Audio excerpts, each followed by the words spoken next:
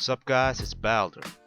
The Detroit Pistons of the 2000s, a powerhouse team in the Eastern Conference. From 2003 to 2008, they went to 5 straight Eastern Conference Finals. And out of those runs, they made the finals twice, in 2005 and 2004 when they won the title against the Shaq and Kobe Lakers.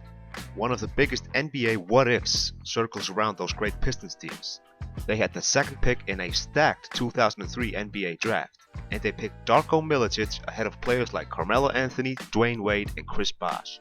It's crazy to think that the Pistons could have gotten one of those guys that year, when they were a 50-win team in the conference finals.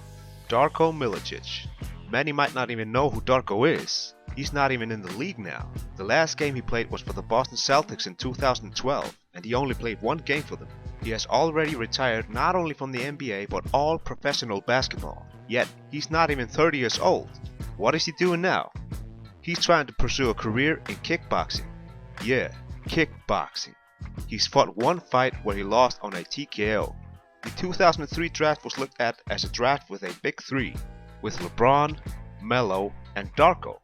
It's amazing how wrong people were about Darko. Here you can see a glimpse of how people viewed Darko at the time of the draft. Let's break down. Darko Milicic, very highly skilled. He can shoot it, he can pass it, a very good rebounder and an excellent handler. He's fundamentally sound and he's got terrific hands. Just 18 years old and he's got all the elements that you want in a great player because he's a creative scorer on the offensive end. He can set his man up and make a move, and with that 7'5" wingspan, he can shoot over the top of people. He's got very good footwork. He still needs to get stronger and get the strength to hold position down low, but with his back to the basket, he can make credible post moves, and with those great hands, look how he sets his man up, uses a jab step. That's extraordinary for a guy 7 feet tall with such long arms. But with that strength to hold position, I think a key. Watch when he tries to get position here inside the paint. He winds up getting pushed all the way out to the corner. As he gets stronger and matures as a basketball player, he will be able to hold that position, and he'll be much more likely to score with his back to the basket. Darko Milicic, a chance to be great. You can't say that about that many big guys. This guy has got skills.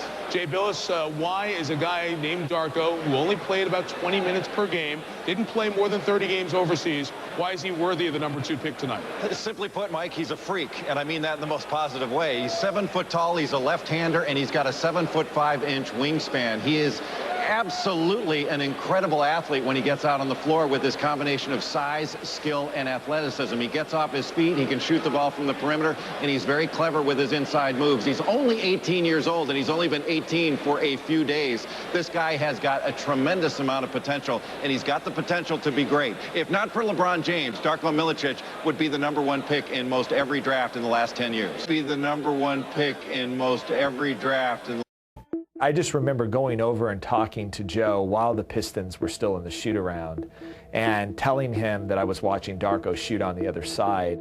Coaches and staff of the Pistons started just naturally filtering over. More and more people started watching. I remember personally being wowed by the workout and having Dumars turn to me several times, just in awe of what he was seeing from a kid that was 17 years old. You can end the suspense now. Darko Milicic ring a bell to you? I've heard of him, and he or Carmelo Anthony would look good in a Piston uniform. I'm going to be politically correct here, and either one of them would do well with us. It's Darko, folks. How wrong were they? Wow. It makes you wonder if he ever had the drive or simply lost his confidence when he was playing for Larry Brown. But it's unlikely. He was so far off of what people expected. They were saying he could get better than Dirk Nowitzki. That's how crazy it was.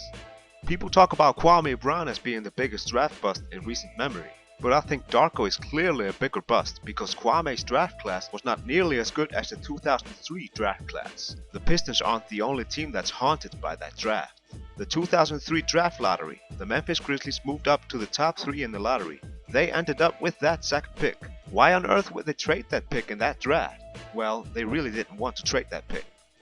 The reason why they didn't keep the pick goes all the way back to a trade that was made in 1997 with the Detroit Pistons. Back then they were the Vancouver Grizzlies. The Pistons traded the 35-year-old Otis Thorpe, a solid NBA veteran who was clearly at the tail end of his career at that time. The Grizzlies gave up a future protected first-round pick for him. That pick they traded had a receding protection, meaning, as an example, if the draft pick has a top 14 protection and the pick ends up outside of the top 14, then the Pistons would get that pick. If it ends up in the top 14, then the Grizzlies would keep the pick.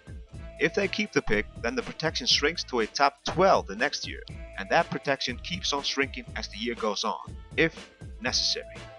The Grizzlies were always so bad that they never lost the pick.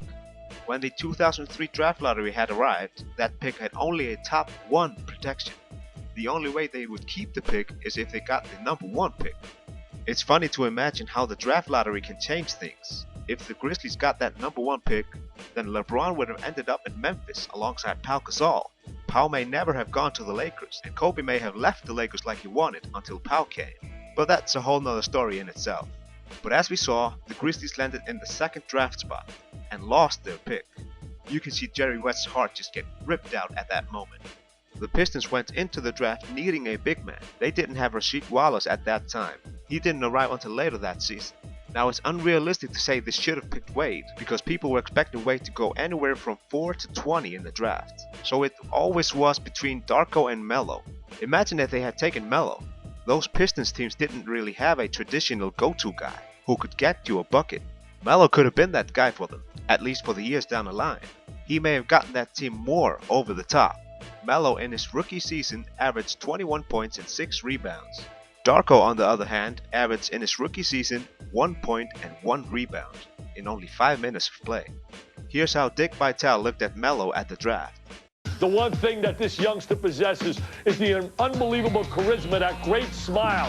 Plays the game with great feeling. A guy that can beat you so many ways, inside, outside. He's going to provide offensive firepower to Denver. Denver averaged 84 points a game last year, Mike.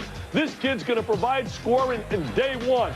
You know, you talk about Milicic and we talk about upside for Darko, and certainly looks like he has a great upside and great potential. Carmelo Anthony is not about upside. He is a guy that is ready to contribute. He played 36 minutes a game under pressure situations, responded under pressure, consistently performed at the highest level on the NCAA level. You know, we talk about a lot of these players are going to learn on-the-job training in the NBA, and that's sad in a way, where Carmelo had his on-the-job training at Syracuse and was absolutely super. I think a great choice, Mike. I really believe that Detroit may regret not making the call for Mr. Anthony. It may regret. Looks like he was right. Melo would probably have ended up as a more respectable defender on those Pistons teams. His Denver teams were never close to being the defensive teams the Pistons were during those days. So he would have had to step up his game on defense, making him a better defender. The Pistons starting lineup would have been Billups and Hamilton in the backcourt, with Ben and Rasheed Wallace in the frontcourt, and Melo at the 3 spot. Or possibly coming off the bench as the 6th man to start off with. This is one of the biggest what-ifs in recent NBA history. What do you guys think? Did the Pistons lose out on a dynasty when they picked Darko? Would they have reached more than those 5 conference finals with Melo? And would they gotten more than that 1 title? Personally, I think they could have gotten to 1 more conference finals with Melo. But not much more than that, because the team was aging at that point. They may have gotten another title or 2. Put your thoughts in the comments below. This has been your boy Baldur. Thanks for watching, like and share. Peace.